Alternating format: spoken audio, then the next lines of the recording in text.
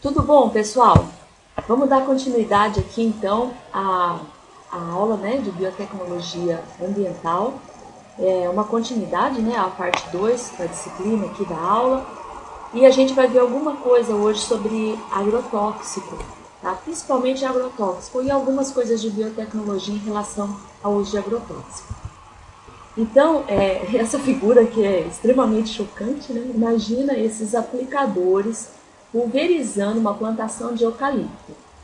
Então, eu quero que vocês reparem a quantidade de fumaça, de veneno que está sendo lançada. Imagina esse sujeito aqui até sem boné, porque o correto aqui nesse caso é usar óculos de proteção. Ele equivocadamente está usando uma máscara, mas essa máscara não impede a absorção do produto. Estão sem luvas, ó, o peito de fora. Nossa, é um negócio assim tão chocante. E nós, nos nossos projetos, trabalhamos com agricultores aqui na região do Caparaó, né? Nós trabalhamos com 23 comunidades rurais, 1.000 famílias, né? Quase 1.000 famílias, não, 1.000 famílias mesmo. E sabe quantos por cento usavam o EPI completo?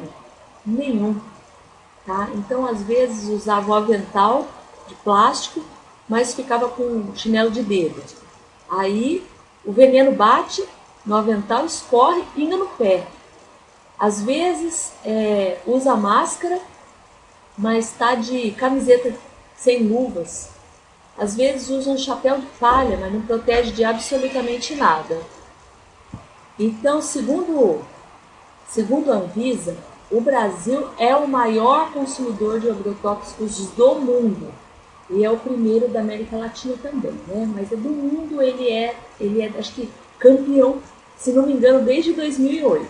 Ele alcançou esse primeiro lugar e não saiu mais.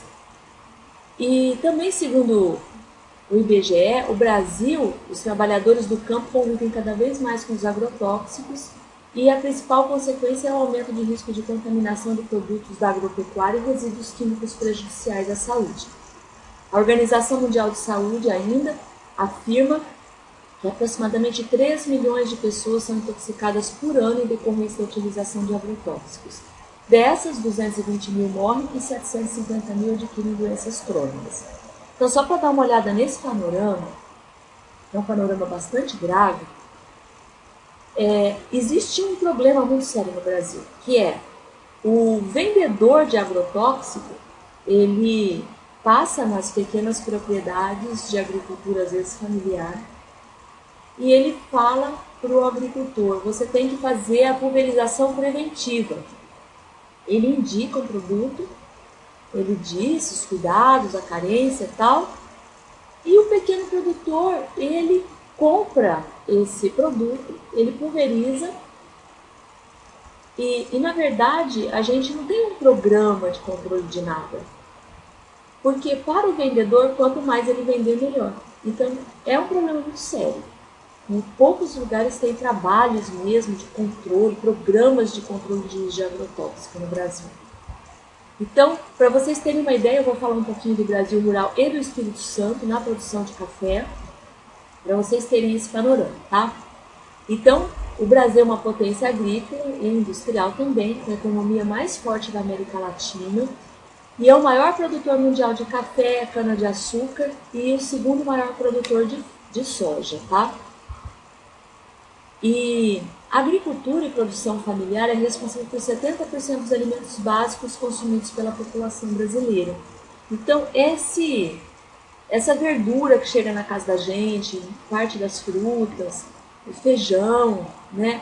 Ele é produzido não por grandes agricultores, não por grandes empresas de agronegócio, mas por esse plantador, pequeno produtor, que às vezes produz aí 3 sacas de feijão, né? Ele vende 3 sacas de feijão, ele produziu 1 saca de arroz, ele tira aquilo que ele vai consumir e aí ele vende o excedente, inhaminho, a taioba, o alface, muitas vezes é produzida dessa forma. Então, olha a questão do uso de agrotóxico aqui sendo colocado, tá? Porque se esse pequeno agricultor ele não tem uma assistência técnica adequada, não tem conhecimento sobre o assunto, ele vai falar assim, eu vou aplicar remédio na minha cultura. Ele não vai aplicar agrotóxico, ele vai aplicar remédio. Então ele lida com o remédio de forma como se aquilo não fizesse mal à saúde, tá? O Espírito Santo, então, é o segundo maior produtor de café, o primeiro em robusta, que é o café Conilon, tá, do Brasil. E negócios ligados à agricultura representam 30% do PIB estadual e 40% da nossa população aqui no Espírito Santo trabalha no campo. Quer dizer, muita gente. São dados do Incapera agora de 2014, tá? É muita gente mesmo. A nossa região aqui, né, composta, é o Caparaó, Capixaba, composta de 11 cidades, Guaçuí, Alegre, Divino de São Lourenço, Dores do Rio Preto, Ibati, Birupi e Una, Jerônimo Monteiro, Muniz Freire e São José do Calçado. Está faltando Ibitirama aqui, tem Ibitirama também, são 11 cidades, tá?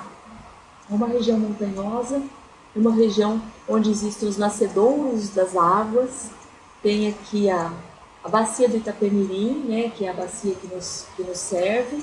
Então, nas regiões altas, a gente tem águas limpas e nenhum dos municípios aqui trata 100% do seu esgoto, tá? Tem município aqui que não trata nada do seu esgoto. Então, existe um problema muito sério de contaminação das águas. O Caparaó, ele representa 1,8% do PIB do Espírito Santo e 57,22% da mão de obra está ligada à agropecuária, tá? Agricultura e pecuária.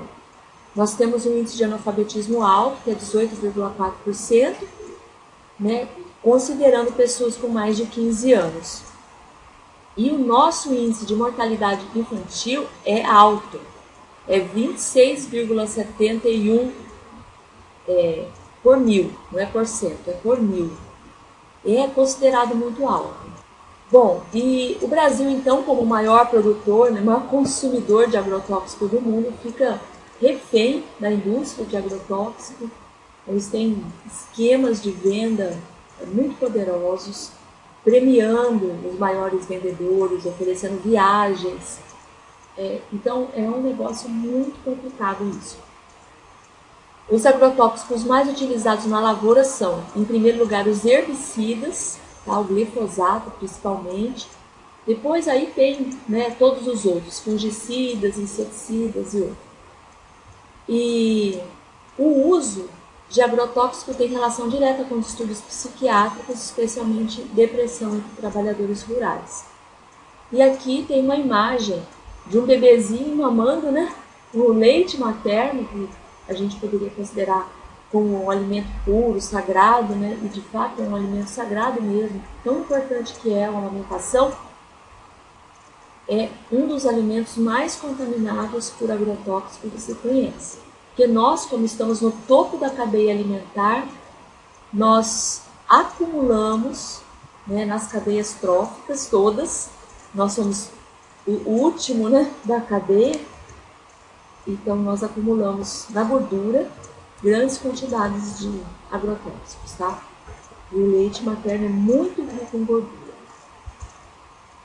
Aqui, para vocês terem uma ideia da gravidade da situação, então aqui, considerando aqui em azul a área de plantio, que não mudou, olha aqui, 2005, 2006, 2007, até 2010 aqui, tá?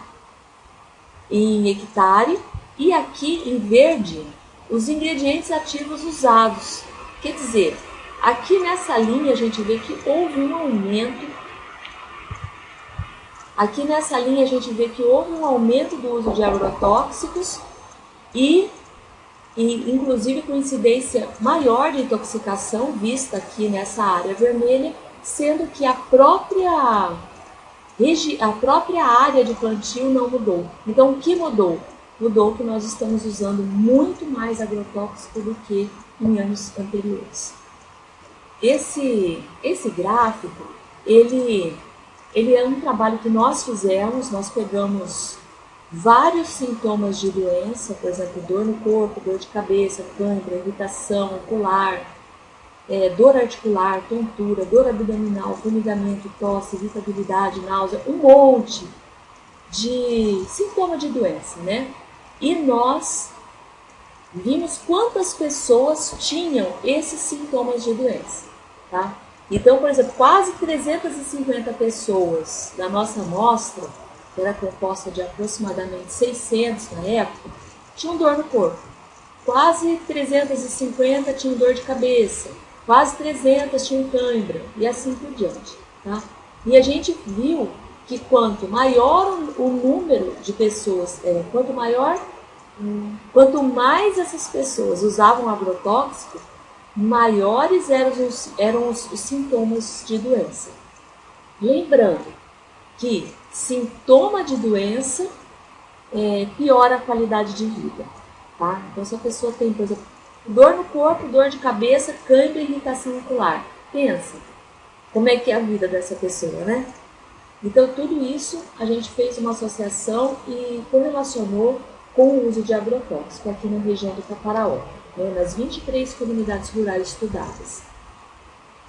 Nós vimos também que os usuários de agrotóxico eles têm um aumento da pontuação no inventário de depressão de Beck. O que é esse inventário de Beck? É um instrumento para avaliar sintomas depressivos. Tá? Então tem lá, acho que são 20 e poucas perguntas, né, falando se a pessoa pensa em ideação suicida, se a pessoa sente tristeza, se a pessoa tem esperança em relação ao futuro. São várias perguntas assim, né? E a pessoa vai colocando, né, as suas respostas. E isso é avaliado, né, depois o psicólogo avalia e diz qual a pontuação. Nós consideramos acima da pontuação de 17, mas a partir da pontuação de 10 já é indício de que a pessoa pode ter depressão, tá? Não é um diagnóstico de depressão, mas é um indício. Então, esse inventário ele foi feito por um médico chamado Aaron Beck e ele é muito utilizado no mundo inteiro. Então, nós aplicamos entre cafeicultores que aplicam agrotóxico. E esse trabalho foi para publicação. E nós consideramos a região do Caparaó, com exceção da cidade de Muniz Freire, do município de Muniz Freire, porque os índices de depressão eram tão altos que faziam desvio na amostra. Então nós achamos mais prudente retirar. Em relação ao uso de agrotóxico e sintomas depressivos, a gente observa que os indivíduos que usam agrotóxico, eles têm praticamente o dobro de sintomas depressivos, comparando aqui, né, a depressão, sintomas depressivos, na escala de Beck, acima da pontuação de 17, a gente vê que quem não usa é 14% e quem usa dá 29%, quase 30% dos indivíduos, tá? Mostrando essa correlação entre o uso de agrotóxico e sintomas depressivos. E a qualidade de vida da pessoa. A pessoa é roubada na sua vida, na sua alegria e na vida familiar também, tá? Deu um P aqui significativo, né? 0,0197. Então, o mapa da depressão mostrou que, aqui, mostrando os lugares onde se usa agrotóxico, e quanto maior o uso de agrotóxico, maior a depressão. Tá? A escala de Beck era maior. Tá? Então, mostrou também com relação aqui. Então, as regiões que usam mais agrotóxico têm mais pessoas com sintomas depressivos. Em relação ao gênero, a gente percebeu que as mulheres têm mais sintomas depressivos do que os homens, tá? E pessoas que são expostas ao agrotóxico têm mais sintomas depressivos também, praticamente o dobro, conforme a gente já tinha visto, né, anteriormente, aqui no outro gráfico. Se a gente comparar homens e mulheres em relação aos sintomas depressivos, a gente percebe que a mulher ela é campeã de audiência. Ó, tristeza, ela é mais, sentimento de fracasso, ela é mais, insatisfação, ela tem mais insatisfação, sentimento de culpa, deixa eu ver o que mais aqui, autoaversão, né, a questão do próprio corpo, a autoacusação em mulher, choro, mulher chora mais que homem, irritabilidade. A gente vê que tem vários sintomas aqui que a mulher tem mais. Olha, em relação à autoimagem, né? Como o mundo é cruel com as mulheres. Dificuldade de trabalhar, a mulher tem mais, insônia, fatigabilidade, então fica cansada mais, tá? Aqui é mais ou menos igual. Agora tem uma coisa aqui que é demais, que é a perda de libido. A mulher perde totalmente o interesse por sexo, tá? Praticamente, isso é uma coisa que é muito complicada, né? Porque são as questões afetivas e familiares envolvidas. E tantas outras coisas acontecem. E quando a mulher perde a libido, aí a gente tem outros problemas envolvidos na família, tá? Só para a gente pensar um pouquinho sobre esse assunto. Então, o quanto o uso de agrotóxico, o consumo de alimentos contaminados com agrotóxico pode interferir na vida da gente. A Organização Mundial de Saúde, ela estima que nós teremos 20% da nossa população com depressão. E nós estamos chegando aí, né, passando desse índice em algumas regiões.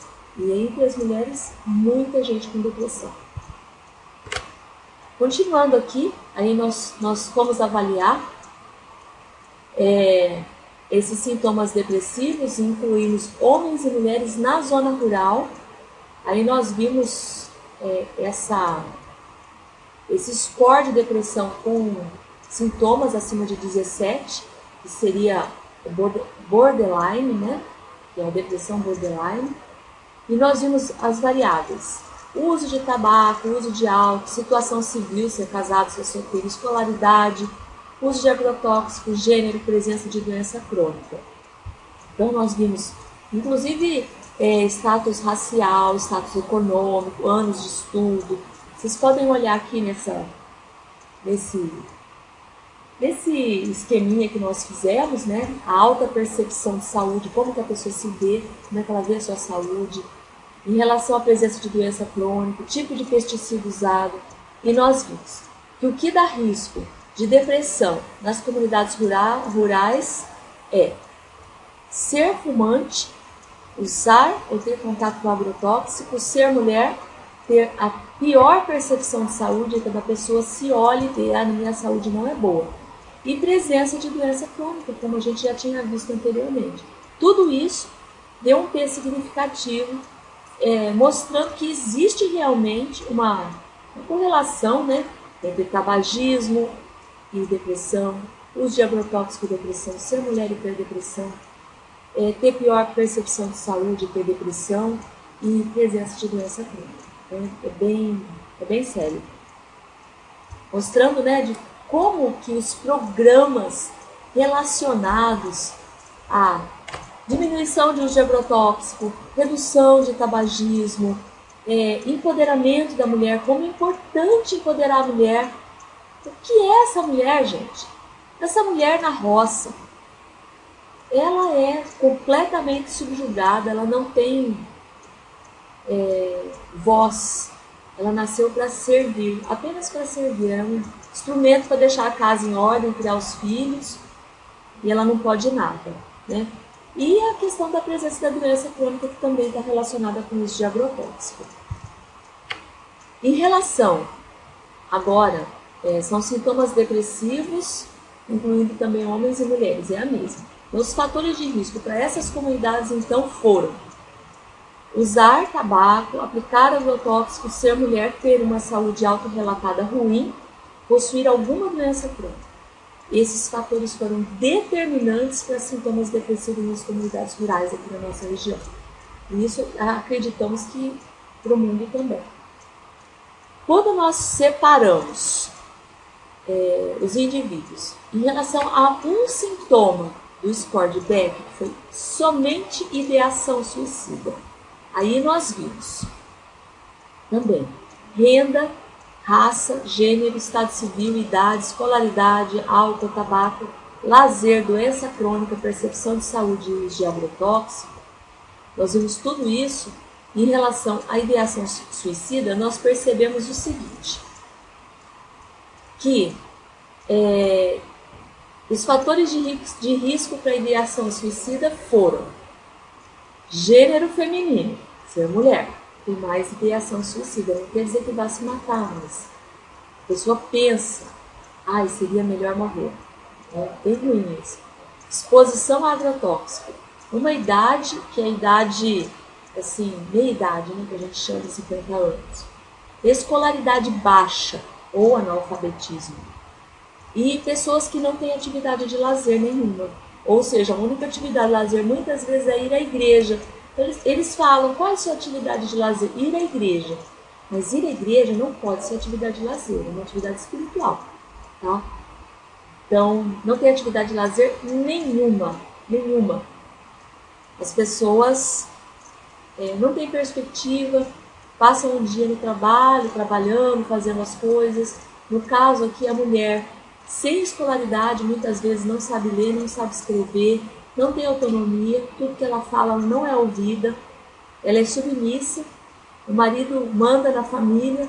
Então, como ela é pouco empoderada, como ela é pouco ouvida.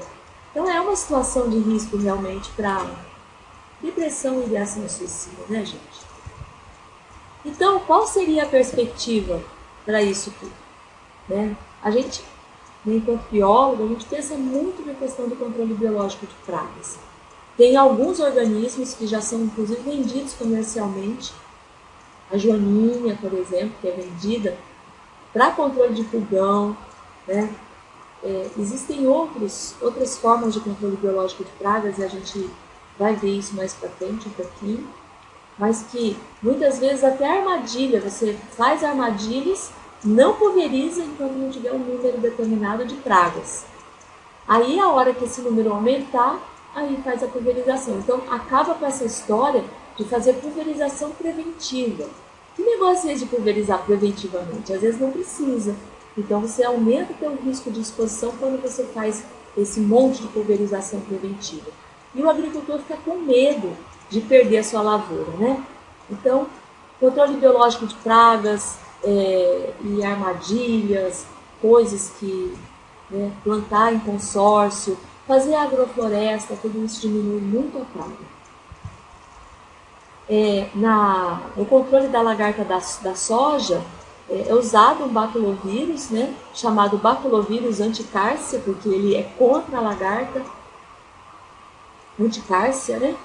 E isso foi lançado em 1983 e é muito utilizado mesmo. Mais de 10 milhões de hectares hoje são pulverizados com esse baculovírus, tá? E foi um sucesso total isso, com benefícios ambientais, resultados importantes. Então, isso resultou na não aplicação de mais de 11 milhões de litros de pesticidas. Tá? E a gente tem outros exemplos, como, por exemplo, um vírus que foi desenvolvido pelo Instituto Agronômico de Campinas, né, o IAC, que acabou com a tristeza dos citros na laranja-pera. Então, a tristeza é essa doença, né, que faz o pé da laranja ficar todo para baixo e depois ele seca. Então, esse controle biológico viral funcionou super bem e até esse pode ser usado em sistema de pré-imunização, né? Você aplica antes. Foi muito interessante. E protege, engraçado porque a gente desconhece essa questão de sistema imunológico em planta, né? O sistema imunológico é um negócio animal. A gente estuda em animais, mas a gente vê que planta também funcionou. Ela é pré-imunizada. E aí ela aprende a se defender melhor. Então, a biotecnologia, ela vem para auxiliar. Vocês percebem que vírus que é desenvolvido para poder combater lagarta, tudo isso, né, vem ajudar a gente a desenvolver metodologias para evitar as pulverizações, o uso de agrotóxico e tantas coisas, né, que a gente pode melhorar para a gente. E o nosso meio ambiente agradece. Então, eu fiz aqui uma lista de agentes biológicos, né, e o que ele ataca e como ele pode ser aplicado, né? Então tem um fungo que ataca a cigarrinha da folha da cana-de-açúcar, ele é pulverizado, né?